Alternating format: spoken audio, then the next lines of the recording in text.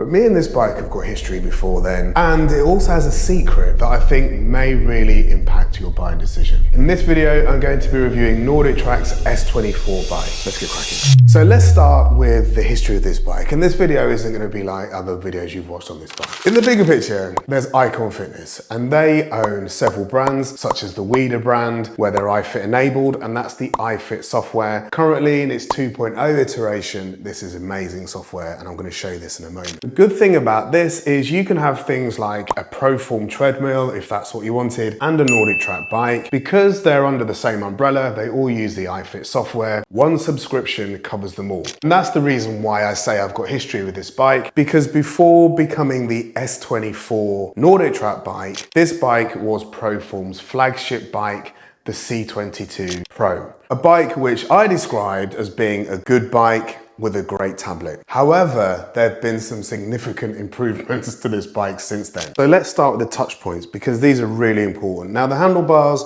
go up and down, and like other NordicTrack bikes, they don't go forwards and backwards, but I'll show you the hand positions in a sec. You've also got the seat, so the seat height goes up and down. In addition to that, you can also move this backwards and forwards. I'm just gonna switch to a point of view camera here. So the touch points here, excellent. So you've got lots of different hand positions. So you've got 1, 2, 3, 4, 5, 6, up to 7 different places where you can put your hand. And the material they use on these handlebars as well is excellent. It's really comfortable. It's not harsh, it's not hard on your hands. It's really a pleasure to use. Next is the seat, which on the Proform model was horrendous. However, when I sat on that seat, and I've had, hundreds, thousands, over 1,000 rides on bikes like this, I knew I wasn't gonna get used to it, so I just changed it out straight away. This is actually a very good seat. So with these handlebars and this new seat, I find that it's really easy to get into a good riding position. Whether it's more of a road riding position down here, or perhaps more of a mountain bike position up here. Now, the only thing I have noticed is the handlebars don't go up that high. So I'm 5'7". I think if you're 6 foot, you're fine. I think if you're like kind of 6'4", 6'5", you may find that you'll continually feel like you're more of a road riding position, just because the max height on these isn't as much as it is on the X24 bike. Next is pedals, and this is the final touch point, and they come with these pedals. So these have got an SBD cleat on one side and also a cage on the other. And these are standard pedals, so if you've got your own preference, you can just swap the pedals out. I would say that these are actually really good pedals. Buy yourself something like some Nike Super Reps, go one size larger than you would do in sneakers, and then you're good to go, and then you get a really good connection with the bike for that pushing and pulling action. Everybody else can use the cages. The cages are fine, they're just not my preference, and they're not as good as using this side. Next, I want to talk about the drivetrain. Now, what you probably can't see from that angle is that my hips, my knees and my feet are really well aligned in a straight line. So that makes this pedal stroke really quite comfortable and easy to use. And it feels to me like the drivetrain is a big upgrade from its Proform predecessor.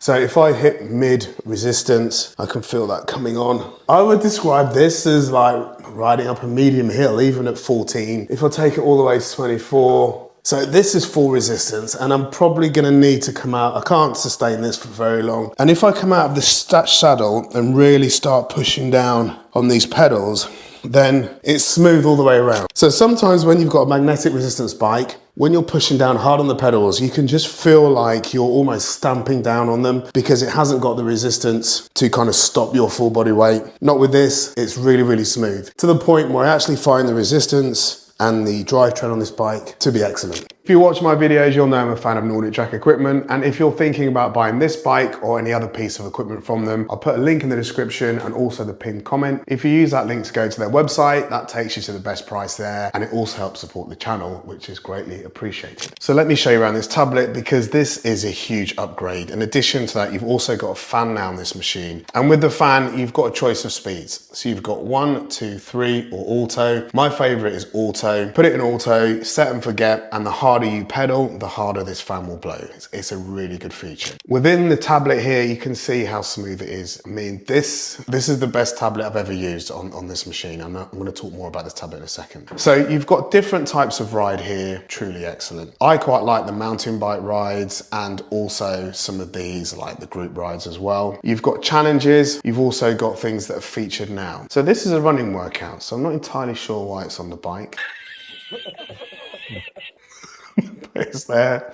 If you've got a treadmill, obviously you'll see a different set of workouts here than if you've got a bike. I think that might be in the wrong place. So you've got featured now, you've also got class workouts. Now it's worth saying that the class workouts aren't quite as good as Peloton's, but where they really shine are these outdoor immersive experiences. Also, based on what I've done before, it's recommending these rides for me. You can also create workouts as well if you want to. Now there's some templates on here already. I can either use this workout or I can edit it and change it around slightly. And this is really good for instance, if you're doing a certain type of training, you might want 2 minutes on, 2 minutes off. You can just build your own workout. Another excellent feature is the apps. So there's lots of apps on here. I don't have many downloaded, but I do watch a little bit of Netflix, and I haven't downloaded Amazon Prime on this machine. You've got Spotify as well, and you've also got Audible, and you've also got podcasts and the iHeartRadio. So quite often I might just start a manual workout if I'm not looking to do a connected fitness workout. And then I will overlay it with an app like Netflix. And then I will watch whatever I want to watch on Netflix with the actual workout running in the background. Now, if I'm doing an iFIT type workout, so not just laps, for instance, something like one of these workouts, every time there's a change in the workout, I'll get a beep that comes through on the Netflix app just to let me know there's a change. Another thing you can do within a workout, I'll just turn this down slightly,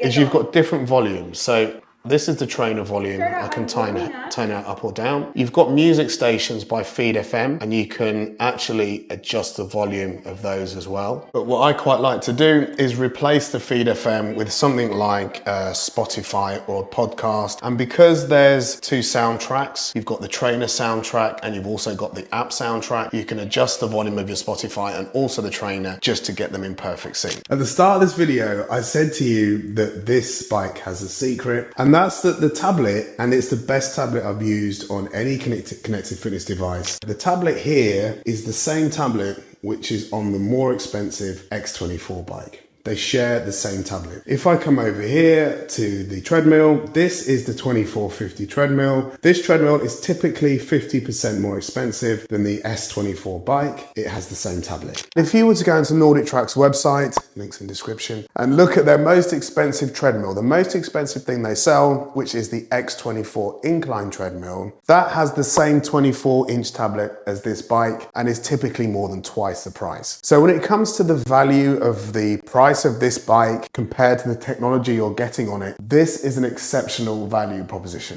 There are a couple of downsides, and the first one is that you don't get a phone holder. I've just fitted like this magnetic phone holder here, and there's nowhere to put your stuff. So if I look at the X24 treadmill here, you've got this tray here where your weights go and you can put your keys and your headphones, etc. You don't get that with the S24, but these are quite cheap. This was less than $10, and you can buy just little spin bike trays to go there for your headphones. The other thing is the dumbbell position. Now, it's good that you get dumbbells with this bike. However, the position of these means that sometimes I can just feel that with the back of my leg. Now, this is easily solved by just removing the dumbbell. And if you still find it's an issue, then this is just 2 screws here. So you can just remove the dumbbell holders and just have the seat there if that is a problem for you. So in conclusion, in its Proform iteration, this was very much a 7 out of 10 bike with a 10 out of 10 tablet. In this NordicTrack configuration and the upgrades they've made to things like the auto fan, the saddle, and the drivetrain does feel greatly improved. It's a fantastic drivetrain. I'm actually going to increase the score quite a bit. So this is very much a 10 out of 10 tablet, as you already know. The bike itself, I'm going to give this an 8.5 out of 10, maybe a 9. I'm not sure. Somewhere between an 8.5 and a 9. Because when I'm switching between the two bikes in here in this gym, I actually don't mind which one I'm on. They're both equally as comfortable. The resistance feels fantastic on both. This bike doesn't go up and down on hills like the X24 bike does. And